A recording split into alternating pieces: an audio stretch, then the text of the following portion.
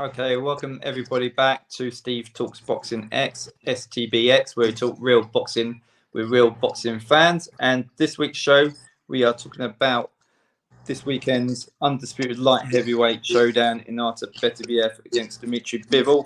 And I'm pleased to say joining me this week is Kenzer Gray. Thanks, Kenzer. Thanks for coming back onto the show. Thanks for having me, Steve. Good to be back, mate. Yeah, good to have you. First question to you, very serious one. What's going on with Bivol's ex-wife? Mate, I've got to be honest. I wasn't aware. It is a serious one, isn't it? I wasn't aware that this situation was happening though until you told me off camera, actually, or a few days ago when you messaged me. It's really serious business, isn't it? You know, it's not ideal preparation. She just seems to have gone AWOL. Well, I don't really know what. Like he's divorcing her. And then she's gone completely balmy and started retweeting like the list of injuries he's got on support for Beterbiev, and it's got very messy. Child support and stuff like that. Yeah, she's detailing that he's only paying like €1,100 a month in child maintenance or something like that. It's pretty bonkers, isn't it? Yeah, and so, the list of injuries we thought was coming from Beterbiev, but she's produced a list of injuries or previous injuries that Bivol's had. So it's more the other way. Yeah, I mean, Beterbiev's injuries have been pretty public, haven't they? You know, he's made no secret of them anyway. But Bivol, to my knowledge, has never really shown that he's had any serious injuries. But she's just put that out there in the public domain. She wants to ruin him, doesn't she? Basically. Well, the thing is, they're rumored to get 10 million each on this one. Isn't she better off just hanging on and waiting until that fight's happened and that chest? The check has cashed in. She's not really boxing very clever, is she? No. You think she'd just hang on and wait for him to get the 10 million quid, get half of it, and then try and ruin him? But whatever, you know, hell have no fury like a woman scorned. Yeah, that is a crazy one. And how much do you think this would upset Bivol going into such an important fight in his career, you know? Because obviously every little angle, every little detail, it's a big fight. Do you think this would upset Bivol at all? Yeah, well, most fighters, it would definitely upset because the personal stuff outside of a ring, whilst it's going on in camp, that can and very often does make a difference. It just depends on, sometimes you get these special fighters who, for whatever reason or another, they don't let the outside chaos affect them. You get people like Mayweather and Gervonta Davis who seem to thrive off the chaos, and they actually go to jail and come out and start, you know, they still can fight at the top level. But someone like Bivol just seems to be completely in control and composed at all times, you know. So if anyone can handle it, he just seems very unruffled, doesn't he? You know, I mean, I've watched a few of his interviews and you'd never know that anything's wrong because I bet you nobody's asked him about this. So I'm going to say to you, Kenzer, do you think this is going to come up in the presser this week? Any of them sort of questions do you think are going to be pointed in his direction? I doubt it, but most of the people at the press conference these days are there to play the game, aren't they? Not to ask awkward questions. I can't see Kugan Cassius asking him about this, can you? No. What about Beterbiev's team? Do you think it'd be a good little ploy just to mention something from a psychological, get one up on him, get him angry? Imagine if he was fighting like Carl Froch or Tony Bellew. Exactly. Out there straight away, wouldn't it? But Beterbiev does seem to be very respectful. I mean, outside the ring, Beterbiev and Bivol both seem to be cut from the same cloth, don't they? Yeah. Very respectful, just business only. So it wouldn't surprise me if this doesn't come up at all. But if he was fighting a different fighter, like the names I've just mentioned there, this would just be definitely plastered out there, wouldn't it? Well, you got to take every little advantage that you can do with a fight of this magnitude and both skilled fighters. Any little one-upmanship from the other, it's got to be a plus, isn't it? Really, I think, isn't it? Any sort of angle you can get over the other fighter. Absolutely anything at all. You know, imagine if he was fighting like, I don't know, it's like George Groves or someone. You know, if they just play on this, and I quite like that actually. I think it adds to the build-up. I mean, that might be a little bit bad taste involving a man's wife, but at the end of the day, it's out there in the public domain, and I wouldn't blame Beterbiev at all if he does fetch it up and have a little bit of a pop. But I just don't play with it. It's not in his character, is it really? No, not at all. Okay, back to the fight itself. It's an undisputed light heavyweight showdown. The one we've been waiting for a while. It's undisputed for all the marbles. These are the kind of fights we want to see. The best fighting the best, isn't it, Kenzo? Really? Yeah. This is the best fight in the whole sport of boxing that can be made at the moment. I think you've got like the Fury and Usyk rematch, and maybe Tank versus Shakur Stevenson. But we've already seen Fury and Usyk, and Tank and Stevenson haven't really reached the levels of Bivol and Beterbiev yet in the standing, in the pound-for-pound standing. This is the best fight in the whole of the sport, definitely. They're so evenly matched, and they're so superior to their peers in terms of the rest of the division. And it's for all the belts, just for complete dominance and superiority at light heavyweight. It's the best fight that can be made. It is. Yeah, both undefeated fighters as well. And, both undefeated, and if it weren't for Turkey, this fight wouldn't be happening, would it? Because neither of them really sell a ticket. So the card itself is going to lose quite a lot of money, but that doesn't seem to bother Turk, does it? So I'm glad that he's here, mate. Yeah, glad he's got a big bank balance. But then you say, wouldn't sell a ticket, that the fight was made for Saudi then, really? Because like a neutral venue? Yeah, I mean, is Bivol Russian? He is, isn't he? Yeah. I mean, again, a venue would always be difficult, wouldn't it? Because none of the UK promoters or the American promoters are going to take a loss on this fight. So you've got the Russian element, and the WBC. I think they've still adopted that stance where they don't back Russian fighters. Any Russian fighters? Yeah, Beterbiev became Canadian overnight. So even in terms of a venue, it's always going to be difficult to do this fight. Never mind the fact that neither of them do numbers. Where are you going to put it? Where are you going to put it? I mean, I'm guessing Bivol just seems to fight everywhere, but Beterbiev has got a bit of a following in Canada, I believe. Yeah. But it wouldn't have landed there. No. It wouldn't have landed there. No way. It's not feasible. So Saudi seems the right neutral sort of venue. Yeah, I mean, Saudi with regards to ticket ideal, sales. Yeah. With regards to ticket sales, it's a hard one, obviously, to push maybe venue-wise where to host it. So obviously, Saudi's a good play. At 39 years old now, and all those injuries, is Beterbiev leaving this fight too late in his career? I don't think age is I mean, that injury is a bit of a worry. The meniscus apparently is quite a serious one. But he's been injured before his last 4 or 5 fights, and he's actually pushed back the original fight date now for about 4 fights running, and he's still recovered in time and gone on to fight really well. So, but this injury does seem to be, I think it's his injuries, not his age, that might catch up with him, because in his last 2 or 3 fights, he's looked bloody awesome, hasn't he? You know, there's been no telltale signs that age is catching up with him. And he's one of them fighters who seems to have been 38, 39 ever since he didn't turn professional till he was about 30, I think, or something like that. So he's always been quite old. Do you know what I mean? Yeah. He seemed to be around forever, hasn't he, as well? Yeah, definitely. So his age is not so much of a worry for me, but the injury is a little bit of a worry. Yeah, sure. Also, how much did you make of Bivol's last performance? Obviously, this was the original date we had in Saudi against Malik Zanaid. What would you make of that performance? Was that the original date for this fight, was it? It was, yeah. What happened in that fight? Remind me. Bivol... He stopped him, didn't he? I can't remember what round it was. Yeah, it was.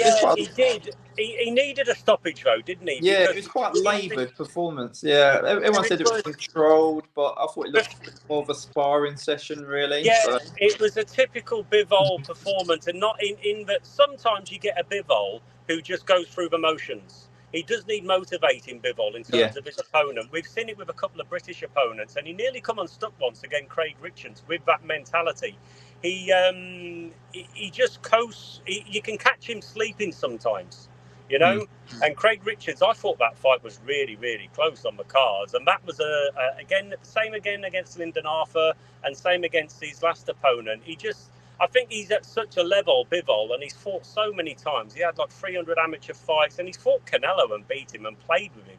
You know, he needs motivating. Bivol does, otherwise he'll just go through the motions. And he's like he can win a fight in his sleep almost. So it wasn't the best of performances. It was a bit boring, actually, wasn't it? A bit boring, yeah. I found it a bit boring to put that one on. And well, I think obviously Bivol kept it there because he wanted to stay active and keep ticking over. And obviously, fair play to the natives who stepped in, like last Mate, minute. It was very much a tick over job, wasn't it? Yeah, definitely, just to keep him fighting. You mentioned Canelo there. Would you say Canelo has been Bivol's toughest opponent to date?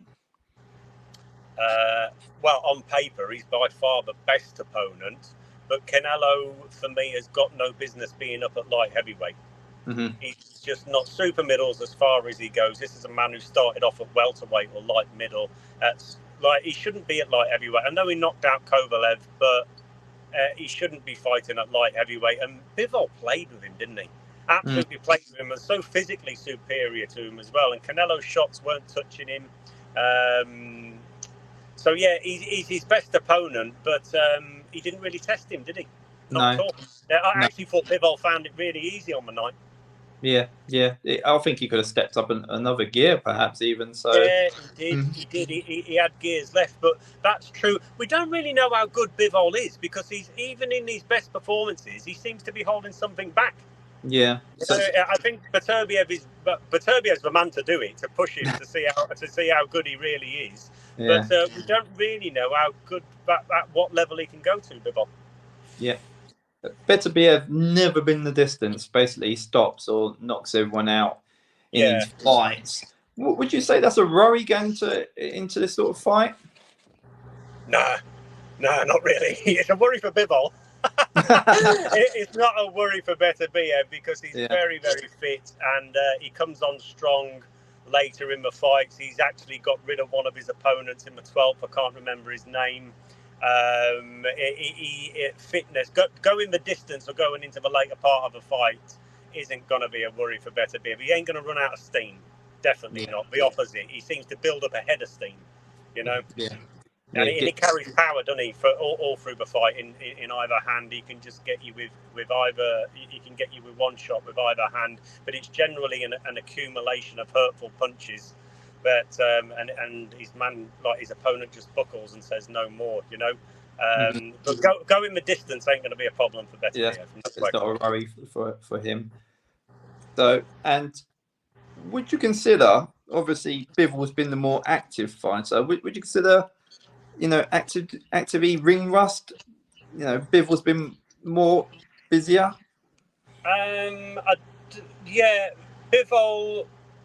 I think it'd be more of a concern for Bivol if he hadn't fought for like 18 months or whatever, because he relies on sharpness and timing, doesn't he? As does Beterbiev. He's got good timing, but I think Beterbiev, I don't think it's going to be a problem. No, he's been doing it so long, and I think the only thing that's going to be disruptive in preparation for this fight is the injury that Beterbiev's got. I don't think ring rust is going to be a factor.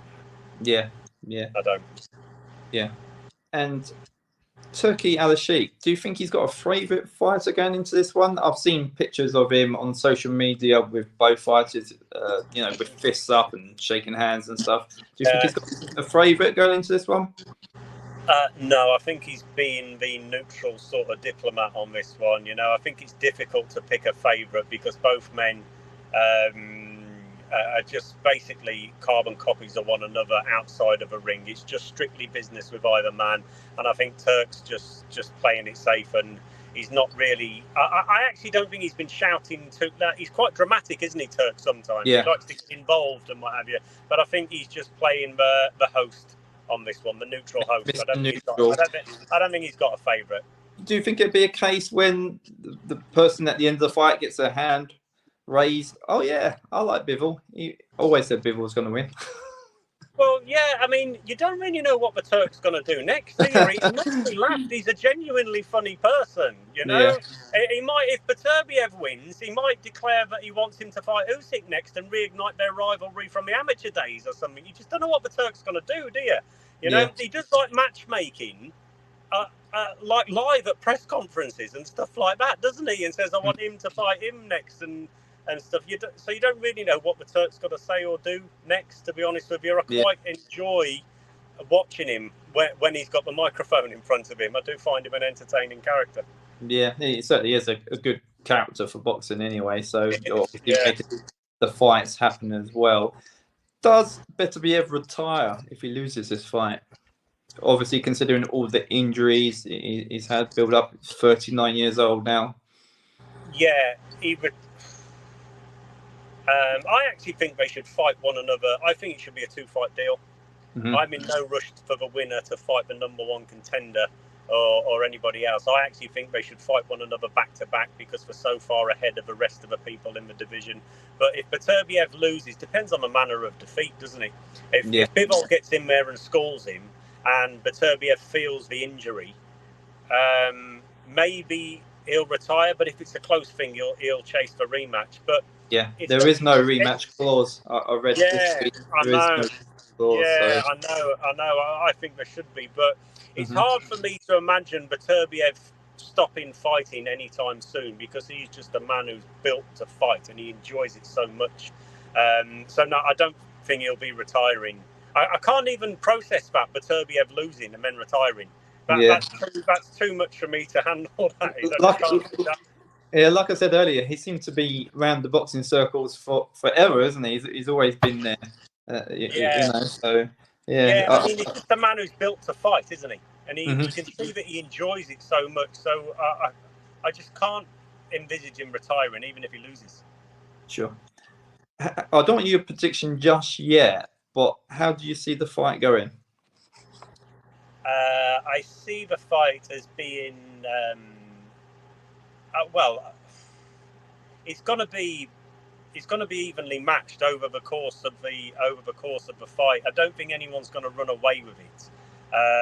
There is a school of thought out there that Bivol actually might turn it on and completely outbox Beterbiev, and then Beterbiev might get in there and just chin him. I don't think either. I can see the fight going late.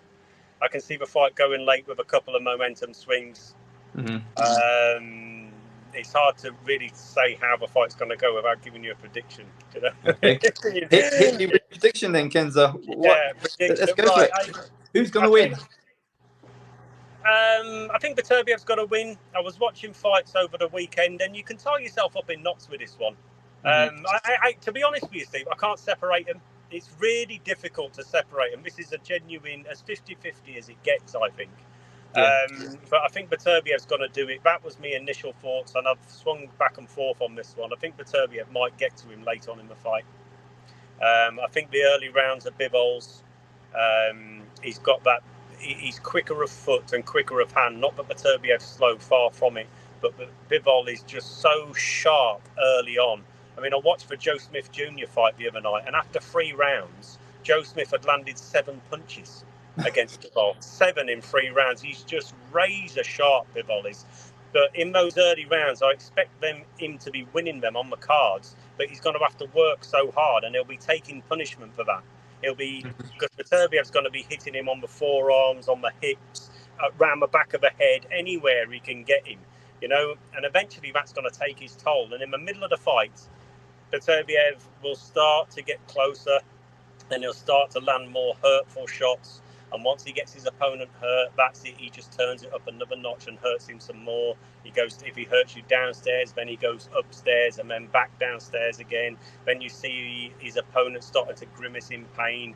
And then quite often the end comes a round or 2 later. It's when Bivol gets really hurt. It's how he handles Beterbiev when he's hurting him. That's going to determine the fight. If he handles that well enough, he might take the fight on points. But we haven't really seen Bivol hurt in a professional boxing ring. Not really. Yeah, this goes for time, couldn't it, really? Yeah, we haven't really seen him hurt. Joe Smith Jr. got him once or twice, but it was towards the end of the round and he had a minute to recover. And it was just 1 punch. Whereas Beterbiev hurts you in a different way. Everything he throws is hurtful. You know, so eventually his opponent just can't take it anymore, and they just succumb to his power and his hurtful shots. But I think eventually, in the middle part of the fight, Beterbiev is going to start to get closer, and he's really going to start going to work on Bivol. and I can see him stopping him around about round 10. You know, I just think it's too big an ask for anybody to sort of box and move their way to a 12-round decision against Beterbiev, because once he gets up ahead of steam, it's like a tidal wave. It is. He really suffocates his opponent. He gets in range. He's got really good footwork. He gets in range and he just stays there. He doesn't go in and out. Sometimes he looks for the counter punch and stuff like that, but I don't think he'll do that against Bivol. I think he'll just look to get in range and stay there and go to work. And once he starts to get his opponent hurt, then he turns it up another notch. You know, but I think that'll happen about the middle part of the fight, and I think around about round 10, he'll get him out of there, but he'll probably be behind on points when he does it. Yeah, so a fight of two halves, perhaps, maybe. Yeah, definitely. The early part of Bivol's on the cards, but he's really going to be... Beterbiev's going to make him work for his rounds, you know? Yeah.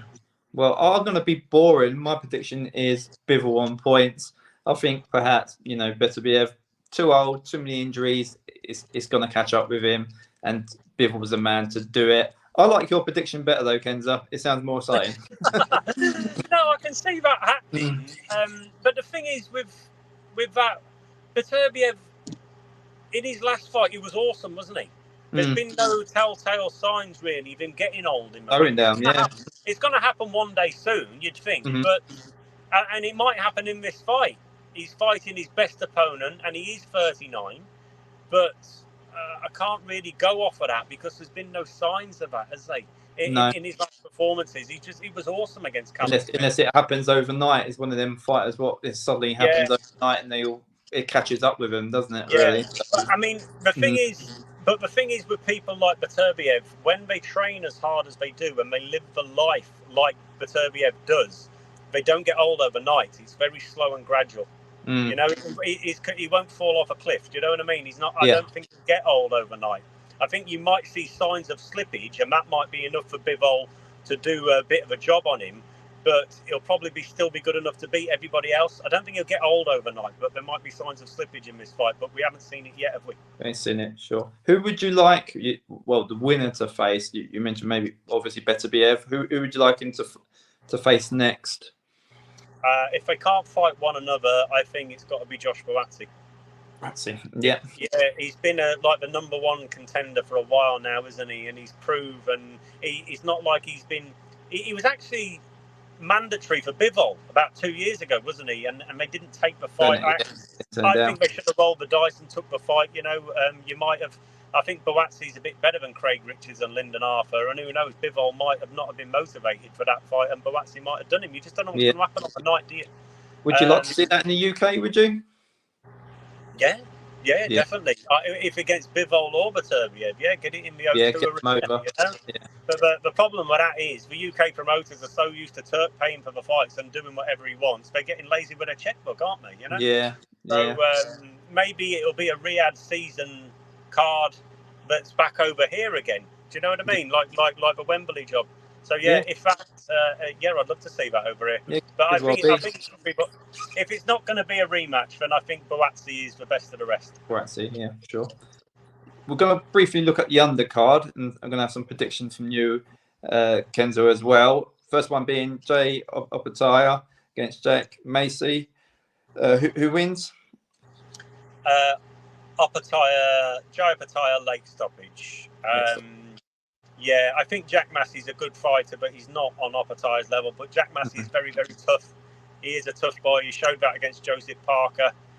Went up to heavyweight and went the distance with Parker, who's a really good fighter. But Jai Opataya is. They showed a few signs of against Brady's. He actually showed a few signs of frailty, which I've never really seen before of a Jai Opataya. Brady seemed to be hurting him a little bit. Yeah. But I don't think Jack Massey's going to be able to do that to him. Yeah. And I think Opataya is a bit of a beast, isn't he? And he's on a completely different level to Jack Massey. And I can see him really working Jack Massey over, and maybe Jack Massey's corner pulling him out around about 9 or 10. Yeah. Yeah. Fair play for Massey taking the fight on, to be honest with you. Yeah. So, but I tend to agree with that one. And this fight, obviously the rematch between Fabio Wardley, Fraser Clark, British heavyweight title. How disappointed are you that this fight's not in the UK? Yeah, I mean, I am disappointed. I don't suppose you can have your cake and eat it, can you? You know, like Turks paying for the fight, and they won it over in Saudi. So it would have been the absolute perfect fight as chief support for Joshua and Dubois at Wembley. Yeah. Absolute perfect fight, but it didn't happen for whatever reason. So I would have liked to have seen it in the O2. Called me old-fashioned. The British Heavyweight Championship should be like contested in Britain, but I don't suppose you can't have your cake and eat it, can you? So, it is a slight shame, though, I've got to say. Like, I wasn't too bothered that Fury and Usyk happened in Saudi. It didn't bother me one bit, but the British Heavyweight title, that's a lot of history. It's romantic, isn't it? You know, that should be in England, really. Yeah. I think a lot of fans feel the same, to be honest with you, Kenzer. I think, you know, it should be in the UK, but at least we're seeing the rematch happen anyway. Your quick prediction for the fight? I think Wardley wins. I think he's slightly the better man. I think if Ben Davison gets his game plan, gets him to execute the game plan a bit better, which is, I think he should do a bit more work in the early rounds, and maybe not just Wardley. When he gets tagged, Wardley, he can switch it up. You know, he's a bit vicious, isn't he, Wardley, when he wants to be.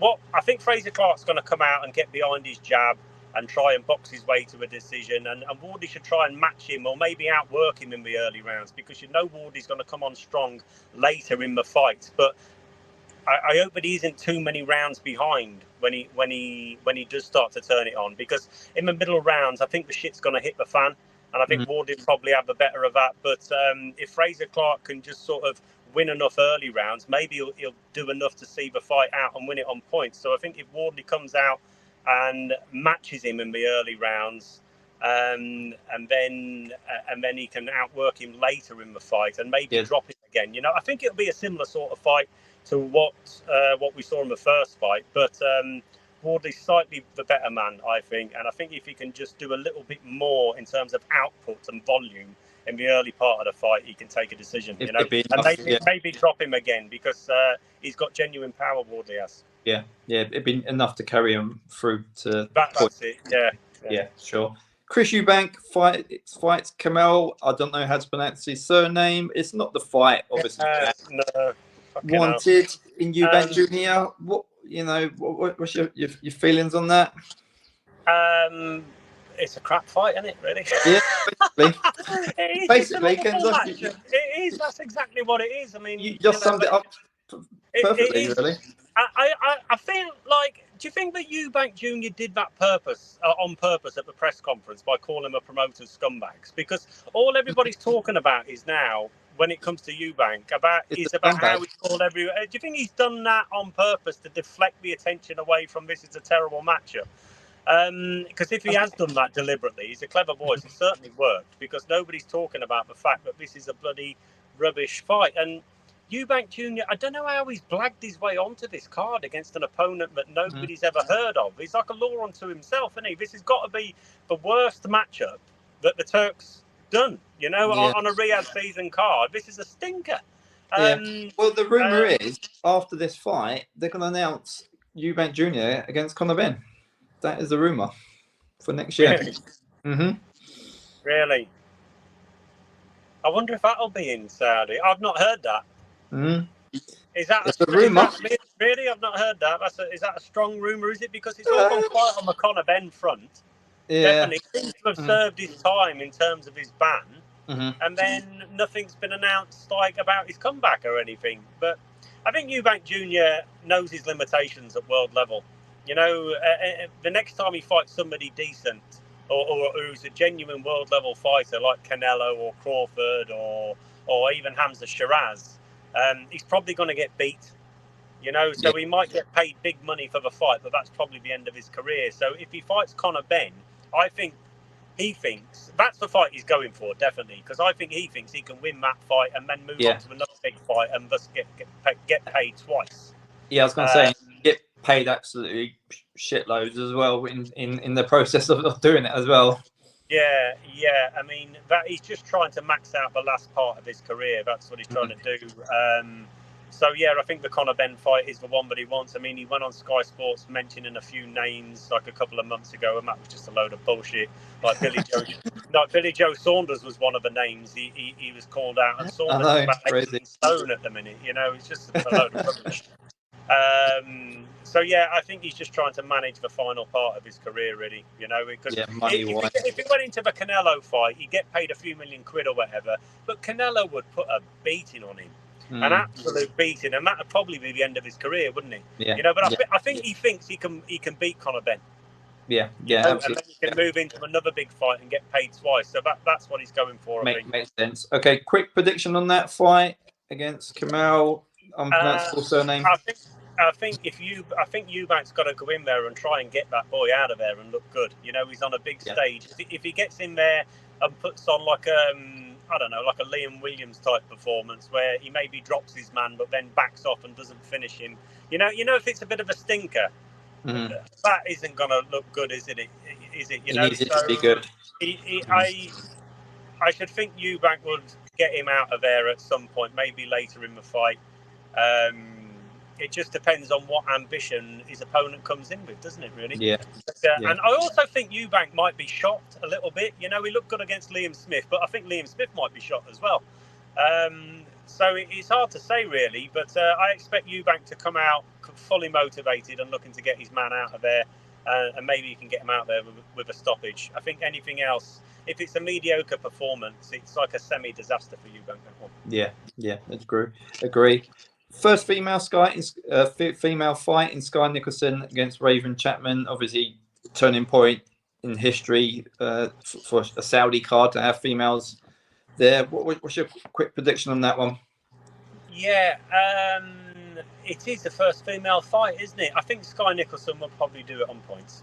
Yeah, I think she's got enough sort of pedigree to get the job done. Sure, I think that's a safe bet. It's definitely a safe bet, yeah. And what could be an interesting one? Ben Whittaker, he's stepping up in an opponent level, if you ask me, against Liam Cameron. Good fight, great opportunity for Liam. How do you see that one going? Yeah, he is stepping up an opponent, stepping up in terms of levels. I've not really. The more I watch Whittaker, the more it leaves me with more questions than answers.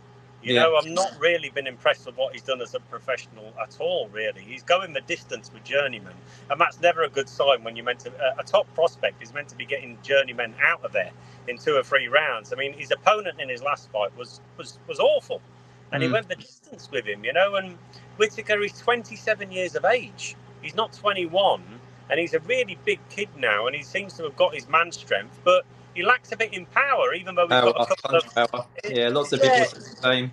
He seems to have power, but he doesn't know how to really. He doesn't know how to set his feet to get it out in every shot type thing. Do you know what I mean? Because he's had a couple of good knockouts, but he doesn't know how to set things up either. You know, if there's no really foot feints or anything like that, he seems to want to pop shot his way around, and when his opponent covers up, doesn't seem to really know what to do. Could Liam cause him any problems then? Did you see? I think Liam's going to cause him a lot of problems, and he's going to push him all the way. I was actually tempted to go for the upset, but the thing is with Ben Whittaker, he is very slick and his reactions are very good, and Liam Cameron isn't all that quick. His hand speed is not the best and his foot speed is not the best, so I think but he's going to push him all the way. He's got a good jab, Cameron has, and a heavy right hand, but it's not the quickest, and I think he's going to struggle to lay a glove on Whittaker at times, you know. And when Whittaker is leaning back and doing his upper body movement and making him miss, that'll discourage Liam a little bit. And I think Whittaker will take a decision, but it'll be a close one. Close decision. Yeah, a close decision. Whittaker seems to have this air about him at the moment where he thinks that boxing's easy, and it isn't.